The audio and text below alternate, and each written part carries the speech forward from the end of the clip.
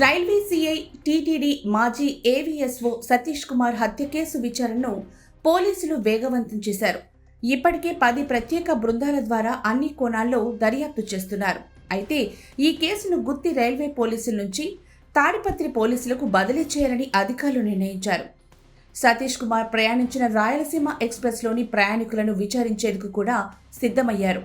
AC బోగీలోని 1140 మంది వివరాలు సేకరించి వారి నుంచి వివరాలు సేకరించనున్నారు. ముఖ్యంగా స్లీపర్ జనరల్ బోగీలోని వారిని విచారించే అవకాశం ఉంది.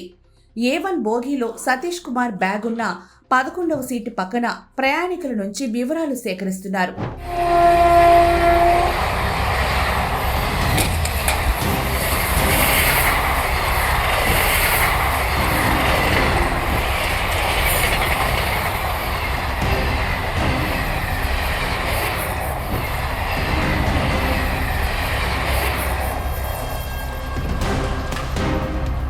అసలు సతీష్ కుమార్ సీట్ ఎందుకు మారారు? బెర్త్లో పడుకోకుండా డోర్ దగ్గరకు ఎందుకెళ్లారు? అలా వెళ్లేటప్పుడు ఎవరైనా గమనించారా? బోగి చివర్లో ఉండే అటెండెంట్ ఆ సమయంలో ఎక్కడున్నారు? తదితర కోణాల్లో విచారిస్తున్నారు.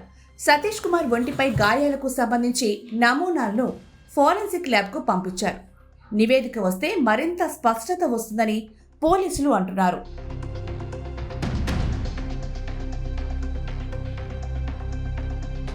అయితే సతీష్ కుమార్ రైలు నుంచి కింద పడిన ప్రదేశంకు 30 మీటర్ల దూరంలో మృతదేహం లభ్యమైంది. దీంతో శనివారం జిల్లా ఎస్పీ జగదీష్ ఆధ్వర్యంలో సతీష్ కుమార్ శరీర బరువుతో సమానమైన 2 బొమ్మలతో సీన్ రీకన్స్ట్రక్షన్ చేశారు. ఘటన జరిగిన సమయంలో రాయలసీమ ఎక్స్ప్రెస్ గంటకు 110 కిలోమీటర్ల వేగంతో వెళ్ళింది. సీన్ రీకన్స్ట్రక్షన్ చేసిన రైలు వేగం తక్కువగా ఉంది.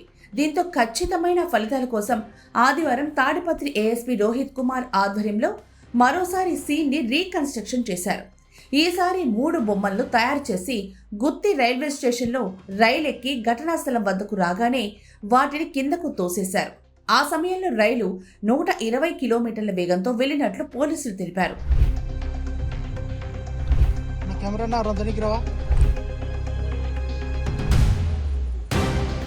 మొదటి బొమ్మను నిల్చున్న స్థితిలో కిందకు నెట్టగా 19 మీటర్లు, రెండో బొమ్మ జారిపడిన స్థితిలో 27 మీటర్లు, మూడో బొమ్మ కూర్చుని ఉండే స్థితిలో 14 మీటర్ల దూరంలోనే పడ్డాయి. ఈ ప్రక్రియను డ్రోన్ కెమెరాల ద్వారా పోలీసులు చిత్రీకరించారు. ఈ కేసులో రైల్వే ప్రయాణికులతోనే ఏదైనా క్లూ లభించే అవకాశం ఉందని పోలీసులు భావిస్తున్నారు.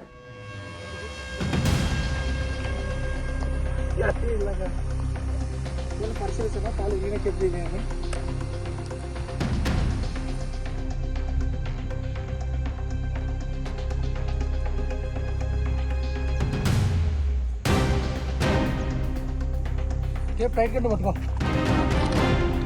నా కెమెరా నా రొందనికి రావా